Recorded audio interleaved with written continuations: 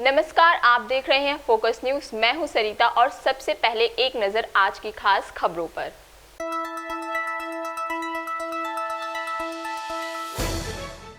दिल्ली में nursery admission प्रक्रिया होगी ऑनलाइन। ओपन जिम में छिपा है सेहत का राज। शिवाजी जयंती महोत्सव की रंगारंग शुरुआत।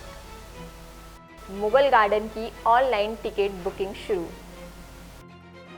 डीटीसी बसें भी अब हुई डिजिटलाइज।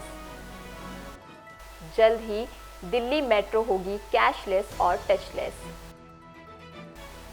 डिफेंस में महिलाओं के पक्ष में सुप्रीम कोर्ट का बड़ा फैसला। बजट 2021 पर लोगों की मिलीजुली प्रतिक्रियाएं। कोरोना से निपटने के लिए रेलवे ने किए पुख्ता इंतजाम। आज से 100% क्षमता के साथ खुलेंगे सभी सिनेमा घर। स्मार्ट बाइक से दिल्ली होगी प्रदूषण मुक्त। दूसरे टेस्ट मैच में भारत ने इंग्लैंड को 317 रनों से दी मात। आर अश्विन बने player of the match. Delhi के स्कूलों में नर्सरी कक्षा में एडमिशन आज से शुरू हो रहे हैं। दाखिले के लिए रजिस्ट्रेशन प्रक्रिया 30 फरवरी तक जारी रहेगी। दिल्ली शिक्षा निर्देशालय के निर्देशों के अनुसार दिल्ली के स्कूलों ने अपनी ऑफिशियल वेबसाइट्स पर अपने एंट्री क्राइटेरिया पब्लिश कर दिए हैं। दिल्ली में लगभग 1700 स्कूल आज से एडमिशन प्रक्रिया शुरू कर रहे हैं। अभिभावक अपने बच्चों का नर्सरी, केजी और पहली कक्षा में एडमिशन के लिए अपनी पसंद के स्कूलों में रजिस्ट्रेशन करा सकते हैं। आइए और अधिक जानकारी के लिए चलते हैं हमारी संवाददाता के पास। जिसका इतने दिनों से इंतजार था, आखिर वो मौका आ ही गया है। जी हाँ, राजधानी दिल्ली में नर्सरी स्कूल ओपन हो चुके हैं।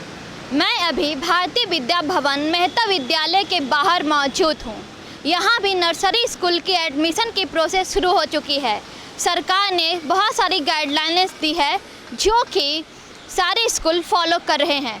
इतने दिनों से कोरोना महामारी के चलते स्कूल बंद थे। वहीं कोरोना महामारी को देखते हुए सरकार ने कोरोना गाइडलाइन जारी किया है जो कि स्कूल फॉलो कर रहे हैं। सैनिटाइजेशन, मास्क व सोशल डिस्टेंसिंग फॉलो किया जा रहा है।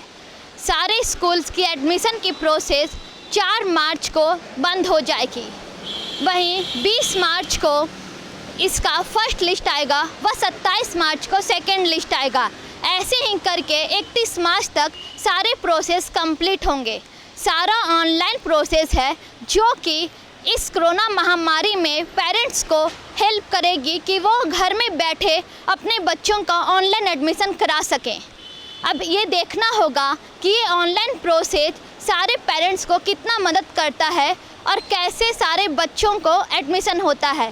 कोरोना महामारी को देखते हुए और राजधानी में इतने बच्चों की तादाद को देखते हुए इस बार सरकार ने स्कूलों में सीटें ज़्यादा करती है ताकि बच्चे को आसानी हो एडमिशन प्रोसेस में और एडमिशन लेने में। Government of NCT Delhi and directorate of education के सर्कुलर 9 फरवरी के सर्कुलर के मुताबिक nursery KG entry level classes के लिए एडमिशन का जो प्रोसीजर है वो शुरू हो चुका है। जो अभिभावक अपने बच्चों का दाखिला प्राइवेट अनएडेड स्कूल्स में कराना चाहते हैं वो इसको कर सकते हैं। अब ऑनलाइन फॉर्म्स अवेलेबल हैं सभी स्कूलों की साइट पे। रजिस्ट्रेशन लिंक्स अवेलेबल हैं और ऑनलाइन और प्रक्रिया बहुत ही सरल प्रक्रिया है। फॉर्म को आपको भरना है। 25 रुपये की एक एंट्री फीस है जिसको पे करके आपको फॉर्म्स को भरना है और सबमिट करना है। अपने valid documents, identity proof such as voter ID cards, Aadhaar, address proof वगैरह उसके साथ आपको लगाना है, भरना है और फॉर्म्स को भर के सबमिट करना है। जैसा कि हमने सुना, स्कूल के एडमिशन की प्रोसेस सारी ऑनलाइन है और स्कूल के एडमिशन की फॉर्म का मूल्य 25 रुपये है जो कि बहुत ही सस्ता है, जो सारे पेरेंट्स इजीली अफोर्ड कर सकते हैं। अब यह देखना होगा कि पेरेंट्स ऑनलाइन एडमिशन की प्रोसेस कब तक करते हैं और कैसे करते हैं। कैमरामैन बाल किशन के साथ मैं स्मृति, फोकस न्यूज़, नई दिल्ली। विदेशों की तरह अब दिल्ली में भी ओपन एयर जिम की शुरुआत हो चुकी है। इस जिम में लोगों को काफ़ी फ़ायदा मिल रहा है। कई रिहायशी इलाकों में नगर निगम के द्वारा ऐसी बहुत सी ओपन एयर जिम अब तक बनाई जा चुकी है। ओपन एयर जिम पर देखते हैं ये खास रिपोर्ट। जो फिट है वो हिट है, इसलिए खुद के शरीर को चुस्त दुरुस्त रखना हमारे लिए बेहद ज़रूरी हो जाता है, क्योंकि कहा जाता है कि स्वस्थ शरीर में ही स्वस्थ आत्मा का निवास होता है और स्वस्थ मस्तिष्क का विकास होता है। इसी बात को ध्यान में रखते हुए दिल्ली में सरकार ने बहुत से रिहायशी इलाकों में ओपन एयर जिम की शुरुआत की है और इसका लोगों को बहुत फ़ायदा भी मिल रहा है। इसका मकसद बुज़ुर्गों, युवाओं और बच्चों के बीच स्वास्थ्य को बढ़ावा देना है। दिल्ली के रिहायशी इलाकों में ऐसी बहुत सी ओपन एयर जिम देखने को मिल जाएंगी। इस वक्त मैं मौजूद हूँ ऐसे ही एक पार्क में जहाँ पर कि ये ओपन एयर जिम बनी हुई है। आप मेरे पीछे देख सकते हैं कि यहाँ पे बहुत से युवा जो हैं वो एक्सरसाइज आपको करते हुए नज़र आ रहे हैं। इन इक्विपमेंट्स का सही से इस्तेमाल कर रहे हैं। सरकार ने यहाँ पर सुझाव के तौर पर एक बोर्ड भी लगाया हुआ है जिससे कि हम इन इक्विपमेंट्स के इस्तेमाल को देखकर इनको अच्छे से इस्तेमाल कर सकते हैं। लोगों के बीच ओपन एयर जिम की जो दिलचस्पी है उसकी बढ़ने की एक वजह ये भी है क्योंकि ये बिल्कुल फ्री है। वैसे तो हमें इंडोर जिम के अंदर एक्सरसाइज करने के लिए जाने के लिए पैसे देने पड़ते हैं, लेकिन ये बिल्कुल निःशुल्क है। लोगों का कहना है कि खुले आसमान के नीचे बनी इस जिम में हमें ताज़ी हवा मिलती है, भरपूर मात्रा में विटामिन डी मिलता है और वो लोग यहाँ पर आकर खूब आनंद महसूस करते हैं और अपने शरीर को हष्ट पुष्ट रखने के लिए व्यायाम और एक्सरसाइजेज करते हैं। ऐसे में हम कह सकते हैं कि सरकार के द्वारा ओपन एयर जिम की शुरुआत जो है वो एक सकारात्मक और एक सही पहलू है। इसके बाद मैं बताना चाहूँगी कि इन इक्विपमेंट्स का इस्तेमाल जो है वो बहुत ही आसान है। यहाँ पर कोई भी आकर इनका इस्तेमाल कर सकता है। इनके रखरखाव का ज़िम्मा जो है वो उसी कंपनी का है जिसके कि ये इक्विपमेंट्स हैं। आगे मैं आपको बताना चाहूँगी कि ये इक्विपमेंट्स अलग अलग तरह से यूज़ किए जाते हैं शरीर की अलग अलग मांसपेशियों के लिए। और ये ओपन एयर जिम जो है वो बच्चों के लिए मौज मस्ती का ठिकाना बनी हुई है, युवाओं के लिए खुद को फिट रखने का ज़रिया है। तो आइए ओपन एयर जिम के बारे में और जानकारी लेते हैं।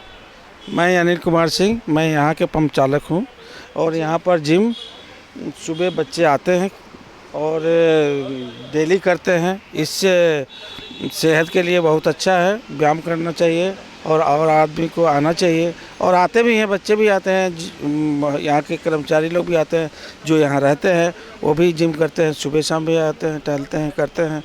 सेहत के लिए सबसे अच्छा चीज़ है और होना भी चाहिए, शरीर फिटनेस सही रहता है।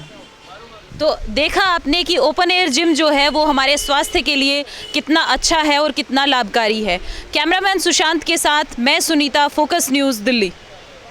छत्रपति शिवाजी महाराज की जयंती वैसे तो महाराष्ट्र में हर साल 19 फरवरी को बड़े ही धूमधाम के साथ मनाई जाती है, लेकिन बात करें अगर राजधानी दिल्ली की तो यहाँ पर भी मराठा भवन में आज शिवाजी महाराज की जयंती बड़े ही धूमधाम के साथ मनाई गई। शिवाजी महाराज को शौर्य, वीरता और बलिदान का प्रतीक समझा जाता है। लोग उनसे प्रेरणा लेकर अपने जीवन को और बेहतर बनाने में मदद लेते हैं। शिवाजी जयंती पर पेश है ये खास रिपोर्ट। इतिहास को हम किसी भी नज़र से देखें, इतिहास में सबक जरूर है और बात जब छत्रपति शिवाजी महाराज जैसी शख्सियत की हो तो आप अपने जीवन के बहुत सारे सबक इनसे सीख सकते हैं। जैसा कि आप देख सकते हैं, मैं देश की राजधानी दिल्ली के महाराष्ट्र भवन में मौजूद हूं और आज यहां पर छत्रपति शिवाजी महाराज की जयंती मनाई जा रही है।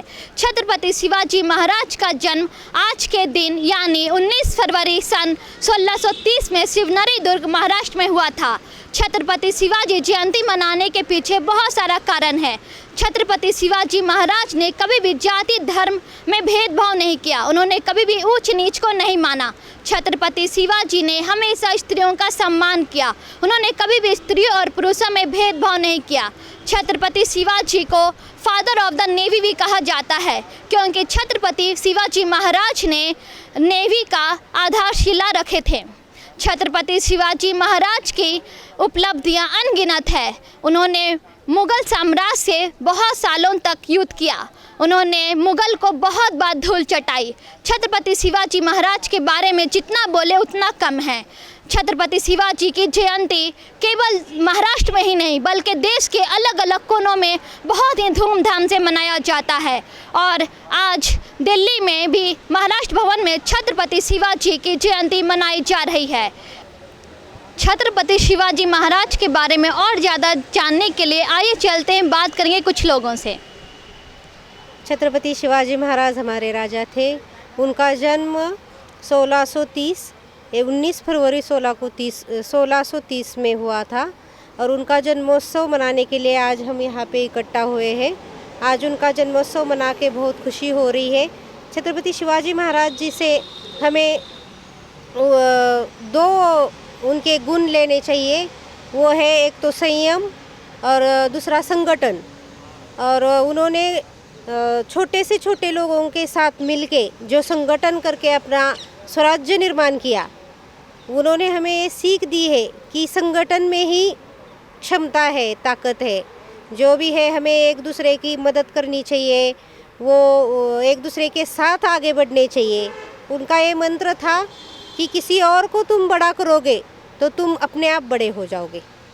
और वो दुश्मन की बेटी भी है तो उसको भी अपनी माँ और बहन की तरह मानते थे। कभी महिलाओं के साथ बदतमीज़ी नहीं करते थे, बहुत इज्जत देते थे महिलाओं को। जो आज के युवा पीढ़ी को उनसे सीख लेना चाहिए कि हमें महिलाओं की इज्जत करनी चाहिए, उनके साथ अच्छा व्यवहार करना चाहिए। आजकल जो चल रहा है, आजकल महिलाओं के साथ जो दुर्व्यवहार हो रहे हैं, छत्रपति शिवाजी महाराज जी के आदर्श अगर लोग रखेंगे अपने सामने तो मुझे नहीं लगता कि महिला को डरने की ज़रूरत है। बस मैं यही संदेश देना चाहूँगी कि उनके पद चिन्हों पे आज का युवा चले और महिलाओं की इज्जत करे। छत्रपति शिवाजी महाराज जी हमारे लिए एक इंस्पिरेशन की तरह हैं। मतलब उनके जितने भी संस्कार हैं वो बचपन से हमारे मम्मी पापा ने हमें वही दिए हैं और हमें प्राउड फील होता है कि हम महाराष्ट्र से हैं और हम मराठा हैं। तो जैसा कि आपने देखा, छत्रपति शिवाजी महाराज एक आदर्श पुरुष थे। उन्होंने हमेशा स्त्रियों का सम्मान किया, उन्होंने कभी भी किसी में भेदभाव नहीं किया। तो इसी के साथ कैमरामैन बालकिशन के साथ मैं स्मृति, फोकस न्यूज़, नई दिल्ली। खूबसूरत फूलों को देखने के शौकीन और नेचुरल ब्यूटी को चाहने वाले लोगों के लिए देश की राजधानी दिल्ली से अच्छी खबर आई है। आज से राष्ट्रपति भवन में बने मुगल गार्डन को आम लोगों के लिए खोल दिया गया है। कोरोना के चलते पिछले करीब 11 महीनों से भी ज़्यादा समय से मुगल गार्डन बंद था। आइए देखते हैं ये खास रिपोर्ट। मुगल गार्डन राष्ट्रपति भवन के 50 एकड़ की ज़मीन में फैला हुआ है। यह 4 भागों में बांटा गया है। इस गार्डन में फूलों के साथ साथ जड़ी बूटियां और औषधियां भी उगाई जाती हैं। मुगल गार्डन की इन सभी विशेषताओं की वजह से ही यह लोगों को आकर्षित करता है। लेकिन कोरोना के चलते मुगल गार्डन कई महीनों से बंद था। अब जब कोरोना की रफ्तार कुछ कम हो गई है तो इसे देखते हुए सरकार ने मुगल गार्डन को कुछ नियमों के साथ खोलने का निर्णय लिया है। मुगल गार्डन में अब कोरोना के चलते डायरेक्ट एंट्री नहीं मिलेगी। इसके लिए आपको ऑनलाइन बुकिंग करनी होगी। कोविड प्रोटोकॉल को ध्यान में रखते हुए इस साल एक बार में 150 लोगों को ही एंट्री दी जाएगी। राष्ट्रपति भवन की शान कहे जाने वाले मुगल गार्डन को कोरोना के चलते बंद कर दिया गया था, लेकिन अब इसे फिर से खोल दिया गया है। इसकी खास बात यह है कि यहाँ पर 150 से भी ज़्यादा प्रकार के गुलाब के फूल पाए जाते हैं, जिसका दीदार करने के लिए लोग दूर दूर से आते हैं। बता दें कि इस कोरोना काल के चलते सिर्फ 150 लोगों की ही एंट्री है मुगल गार्डन में, जहाँ पर सोशल डिस्टेंसिंग, कोरोना प्रोटोकॉल के सभी नियमों का पालन किया जा रहा है। अब देखना ये है कि कितनी संख्या में दर्शक मुगल गार्डन में आते हैं। मैं कैमरामैन पासंग के साथ प्रिया, फोकस न्यूज़, नई दिल्ली। दिल्ली परिवहन निगम यानी कि डीटीसी बसों में सफ़र करने वाले यात्रियों को भी अब ट्रेन की तरह ही ई-टिकट की सुविधा मिलेगी। आइए देखते हैं ये खास रिपोर्ट। डीटीसी की सभी बसों में ई-टिकटिंग शुरू हो रही है। पिछले कई महीनों से Delhi transport corporation charter app के जरिए कुछ बसों में कॉन्टैक्टलेस टिकट सिस्टम का ट्रायल कर रही है। इस सिस्टम के जरिए आपको कंडक्टर से टिकट लेने की ज़रूरत नहीं पड़ेगी। आप चार्टर ऐप से टिकट लेकर सफ़र कर सकते हैं। इस चार्टर ऐप के ज़रिए आपको केवल बस के अंदर लगे QR कोड को स्कैन करना होगा। इसके बाद UPI, पेटीएम जैसे डिजिटल पेमेंट माध्यमों से किराए का भुगतान करना होगा। और जानकारी के लिए चलते हैं हमारे संवाददाता के पास। वैसे तो दिल्ली मेट्रो को दिल्ली वालों का दिल कहा जाता है। अगर हम बात करें DTC बस की तो वो भी कुछ कम नहीं। इस वक्त मैं दिल्ली के KG मार्ग बस स्टैंड पे खड़ा हूँ। जी हाँ, अब DTC बस ने एक और नई खुशखबरी दी है। उसके तहत मार्च से DTC बसेस पूरी तरह से कैशलेस होने जा रहा है। आपको सफ़र करने के लिए अब कैश कैरी करने की भी ज़रूरत नहीं है। आपको सिर्फ अपने मोबाइल फ़ोन में एक छोटा सा एप्लीकेशन इंस्टॉल करना है। उसका नाम है चार्टर ऐप। जी हाँ, वन दिल्ली वन ऐप। और देखा जाए तो सुरक्षा के लिहाज से भी ये एप्लीकेशन बहुत ही कारगर साबित होगा।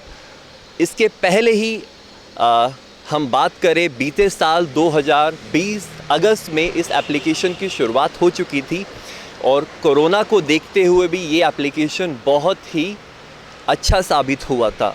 अब तक करीबन 3 लाख यात्रियों ने इस सर्विसेज का लाभ उठाया है और सरकार ऐसा ऐलान कर चुकी है कि आने वाले मार्च में पूरी तरह से ये कैशलेस कर दिया जाएगा इस सर्विस को और आप अपने घर बैठे ही अपने बस के आने का समय और अपने मंजिल तक पहुंचने का समय पता लगा पाएंगे।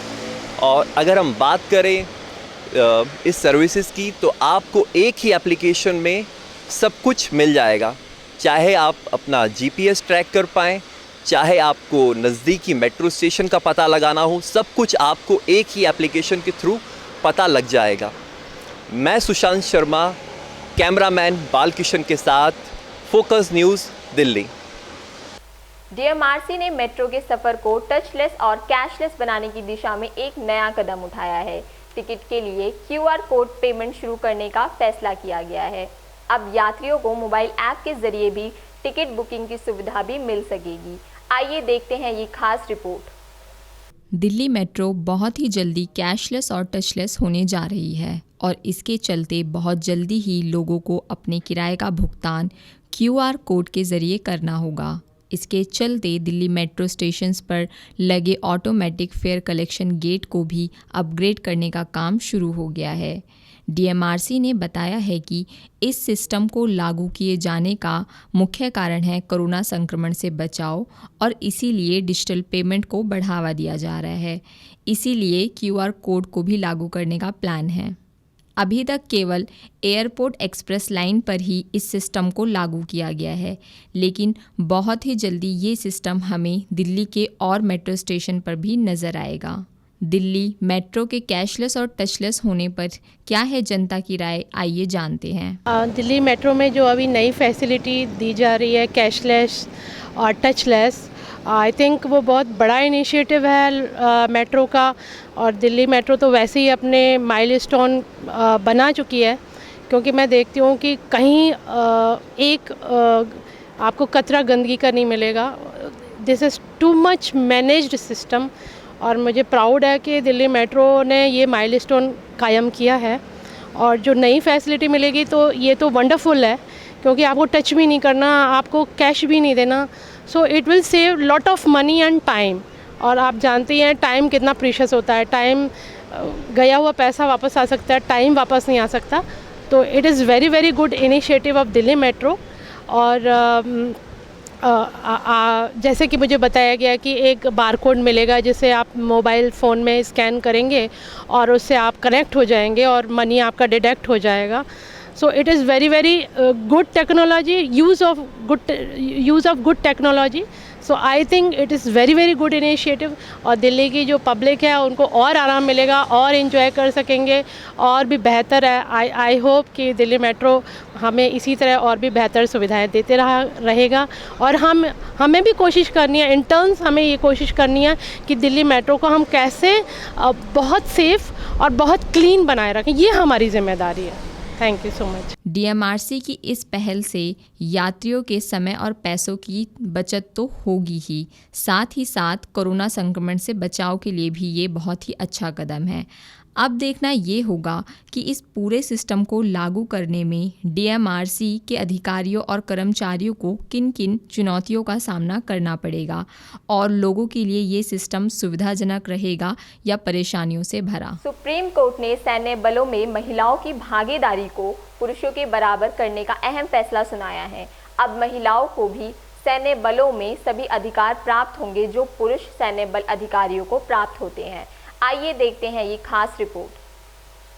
वैसे तो साल 2020 में बहुत से बड़े फैसले आए, लेकिन जो सबसे बड़ा फैसला और जो चौंकाने वाला फैसला आया है वो सुप्रीम कोर्ट की तरफ से आया है और वो फैसला महिलाओं के हक में आया है। इस वक्त मैं मौजूद हूँ सुप्रीम कोर्ट के बाहर और जैसा कि आप जानते हैं कि सुप्रीम कोर्ट ने महिलाओं के अधिकार में संशोधन करते हुए महिलाओं को स्थायी कमीशन देने को मंजूरी प्रदान कर दी है। इसके तहत अब महिलाओं को भी पुरुषों की तरह बराबरी मिलेगी सैन्य बलों में और वे तब तक सेवाएँ अपनी दे पाएंगी सेना में जब तक कि वे रिटायर नहीं हो जाती। तो ये कदम एक बहुत ही बड़ा कदम माना जा रहा है महिला सशक्तिकरण के क्षेत्र में और हम इसे इस बात से जुड़ा हुआ भी मान सकते हैं जैसे कि हमारे संविधान में महिलाओं और पुरुषों को समानता का अधिकार दिया गया है, तो इस दिशा में भी एक बड़ा कदम है। महिला सशक्तिकरण के क्षेत्र में सुप्रीम कोर्ट का ये फैसला बहुत बड़ा माना जा रहा है।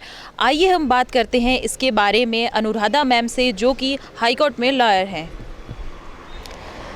देखिए, जो ये सुप्रीम कोर्ट का जजमेंट आया है it's very welcoming, because supreme court हमेशा ही खड़ा रहा है हमारे कॉन्स्टिट्यूशन में जो भी लिखा हुआ है उसको स्टैब्लिश करवाने के लिए। जो अभी सुप्रीम कोर्ट की जजमेंट आई है, it's right to equality and equal opportunity before every citizen.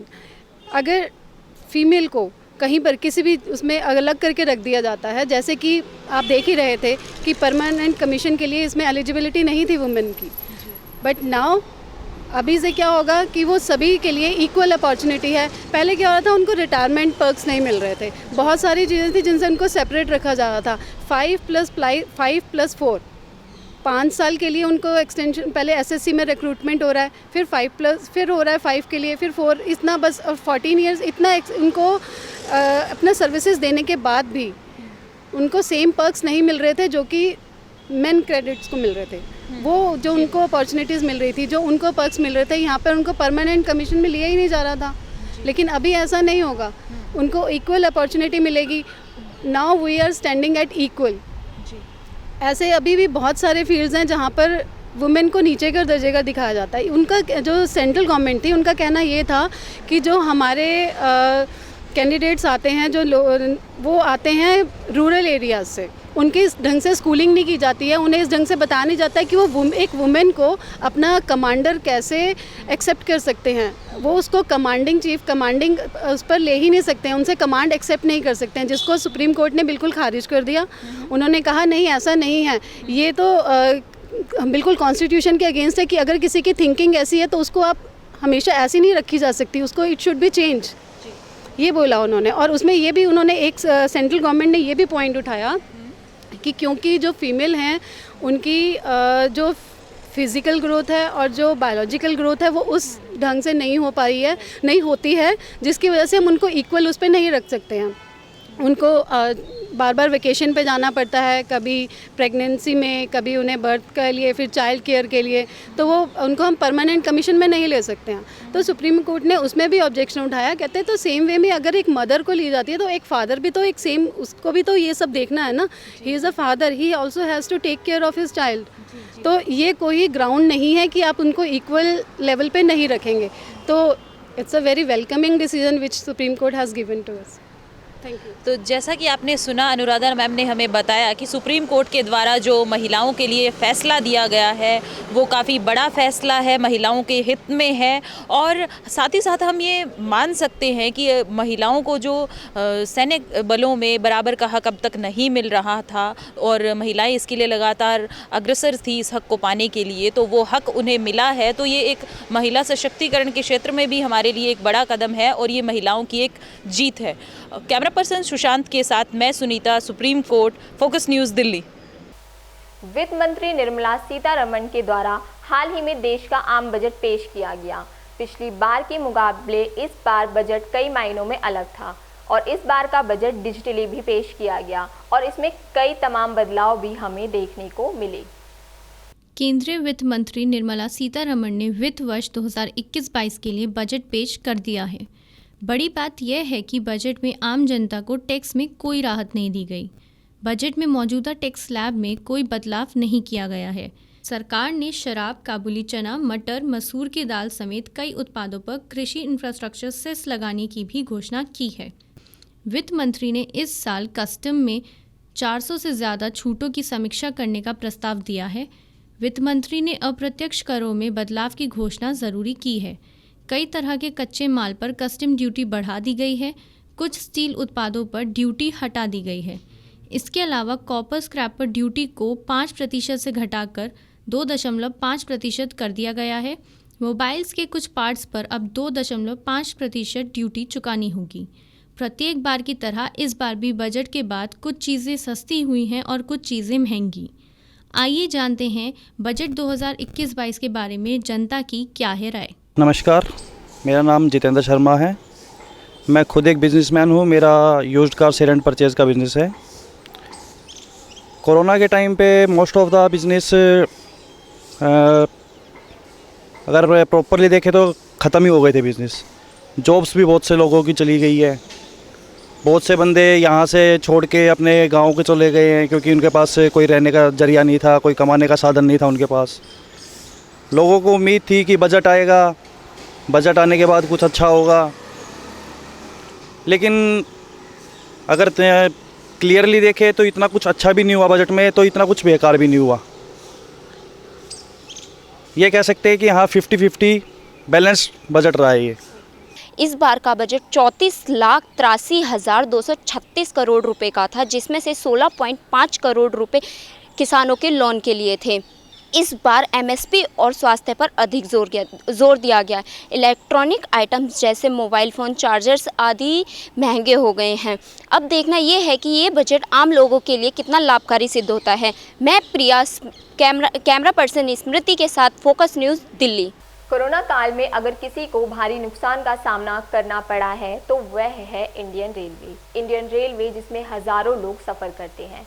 लेकिन कोरोना काल के दौरान इंडियन रेलवे मानो थमसा गया था।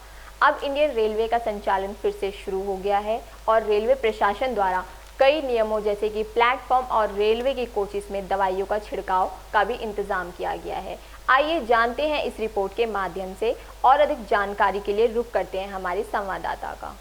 इंडियन रेलवे, जो कि देश का एकमात्र यातायात का ऐसा साधन है जिसमें हर रोज़ हज़ारों यात्री सफ़र करते हैं और पूरा देश इस पर निर्भर करता है, लेकिन कोरोना की वजह से आधे से ज़्यादा ट्रेनों का संचालन बंद कर दिया गया था, जिसकी वजह से इंडियन रेलवे को करोड़ों रुपए का नुकसान हुआ।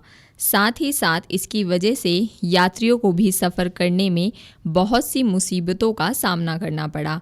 लेकिन जैसे जैसे कोरोना की रफ्तार कम होती गई, वैसे वैसे इंडियन रेलवे का संचालन फिर से शुरू होने लगा और इंडियन रेलवे ने अपने सिस्टम में कई बदलावों के साथ ट्रेनों का संचालन फिर से शुरू किया। जैसे कोरोना वायरस को फैलने से रोकने के लिए ट्रेनों के कोचों में वक्त वक्त पर दवा का छिड़काव किया जा रहा है। एसी कोच में कंबल और पर्दे हटा दिए गए हैं।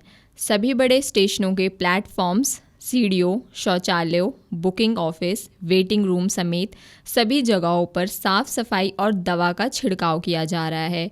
डेस्क, काउंटर, दरवाज़ों के हैंडल को दिन में 3 बार साफ़ किया जा रहा है। डिपो में सभी रेलगाड़ियों की वक्त वक्त पर अच्छे से सफाई की जा रही है और दवाई का छिड़काव भी किया जा रहा है। साथ ही लोगों की भीड़ पर काबू पाने के लिए टिकटों की कम संख्या में बुकिंग की जा रही है। स्टेशनों पर थर्मल स्क्रीनिंग के ज़रिए यात्रियों की कोरोना वायरस के लक्षणों की जांच, बचाव और जानकारी के लिए हेल्प डेस्क की शुरुआत की जा रही है।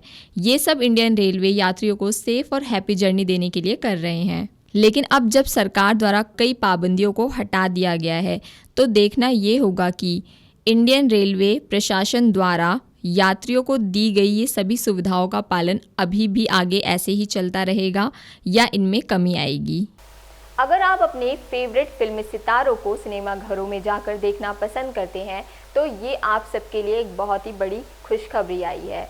आज से 100% क्षमता के साथ सिनेमा घरों को खोल दिया गया है। आइए देखते हैं ये खास रिपोर्ट और जानते हैं हमारे संवाददाता से इसकी पूरी जानकारी। अगर आपको है सिनेमा से प्यार तो आप सबके लिए है बहुत बड़ी खुशखबरी। जी हाँ, मैं लेकर आया हूँ आप सभी के लिए एक बहुत अच्छी खबर।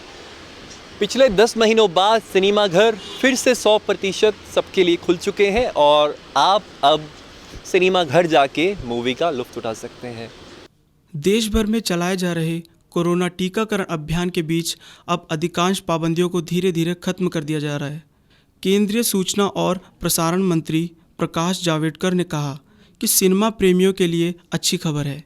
सभी सिनेमा घरों में जितनी सीटें हैं उतने ही लोग सिनेमा का आनंद ले सकेंगे। साथ ही साथ यह खबर आर्टिस्ट और एक्टर्स के लिए भी बहुत राहत भरी है। जी हाँ, अगर सिनेमा घर खुलेंगे तभी उनको काम मिल पाएगा और वो लोग अपना काम कर पाएंगे।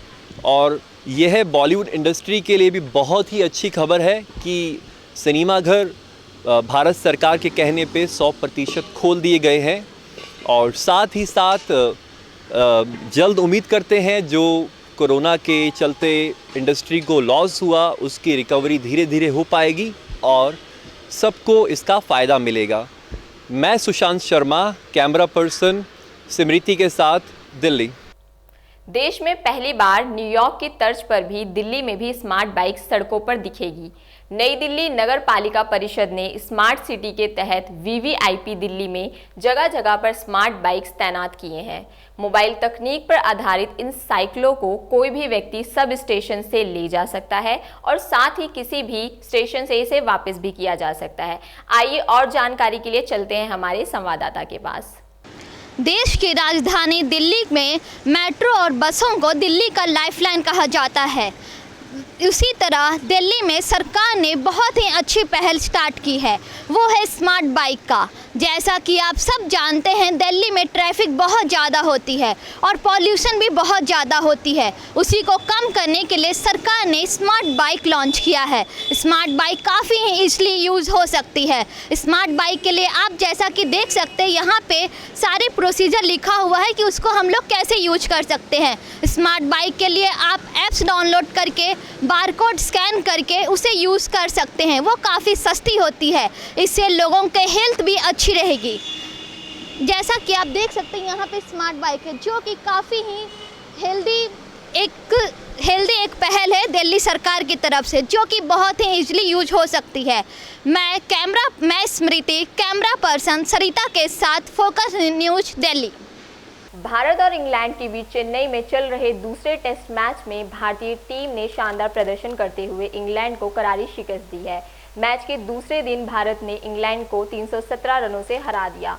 इस जीत के साथ ही भारतीय टीम ने सीरीज में 1-1 की बराबरी कर ली है। भारतीय टीम इस शानदार जीत के हीरो रहे आर अश्विन। उन्होंने मैच में कुल 8 विकेट लिए और शतक भी जड़ा। पहले टेस्ट मैच में बुरी शिकस्त के बाद भारत ने दूसरे टेस्ट मैच में जोरदार कमबैक किया और इंग्लैंड को बहुत ही बुरी तरह से 317 रन से हराया। मेरे साथ इस वक्त क्रिकेट कोच राकेश जी हैं। चलिए आइए इनसे बात करते हैं। राकेश जी। हाँ, बिल्कुल सही कहा आपने कि एक मैच हारने के बाद और एकदम से कमबैक करना ये वाकई बहुत काबिल तारीफ़ है हिंदुस्तान की। इसमें जो मेन चीज़ थी, अगर आप गौर से देखें तो जो हमारे जो पीछे के बैट्समैन थे उनकी कमिटमेंट बहुत ज़्यादा थी। हालांकि हमारे अश्विन को अगर आप पीछे से भी देखेंगे तो बहुत कंसिस्टेंट रहे हैं। और दूसरी चीज़ जो स्टार्ट थी, जिसके हमें पिछले मैच में हम इसे लैग कर रहे थे, रोहित शर्मा ने बहुत अच्छा स्टार्ट दिया। तो टेस्ट मैच का एक बहुत सिंपल सा फंडा होता है कि जब आप एक बड़ा स्कोर कर देते हो तो दूसरी टीम पे बहुत बड़ा प्रेशर होता है, फिर वो हमेशा डिफेंसिव मोड में आती है। जब भी आप डिफेंसिव मोड में किसी टीम को डालेंगे तो आप 60% जीत की तरफ पहुंच जाते हैं। तो ये चीज़ इंडिया ने पहले मैच में आप देखेंगे उन्होंने इतना बड़ा स्कोर कर दिया तो इंडिया के लिए बड़ा मुश्किल हुआ कि सब इस स्कोर के पास पहुंचना है, इसे डिफेंड करना है, क्या करना। लेकिन इस बार इंडिया के पास वो चांस था। एक तो टॉस भी बड़ा इंपॉर्टेंट था। अगर आप इसको देखें, अगर टॉस जीतता तो इंग्लैंड पहले बैटिंग करता क्योंकि टर्निंग ट्रैक था जिस तरह से विकेट डाउन हुए हैं। और सबसे इम्पॉर्टेंट है कि अगर आगे भी मैचेस जीतने हैं तो कंसिस्टेंसी रखनी पड़ेगी आपको। अभी भी मिडिल ऑर्डर थोड़ा सा मुझे लैक करता है, गैप है मिडिल ऑर्डर में, परफॉर्म करना पड़ेगा। रहाणे ने भी परफॉर्म नहीं किया है तो हम पुजारा पे बहुत कुछ डिपेंड कर रहे हैं। हालांकि अच्छी बात यह है कि कोहली ने परफॉर्म किया, बहुत राइट टाइम पे परफॉर्म किया।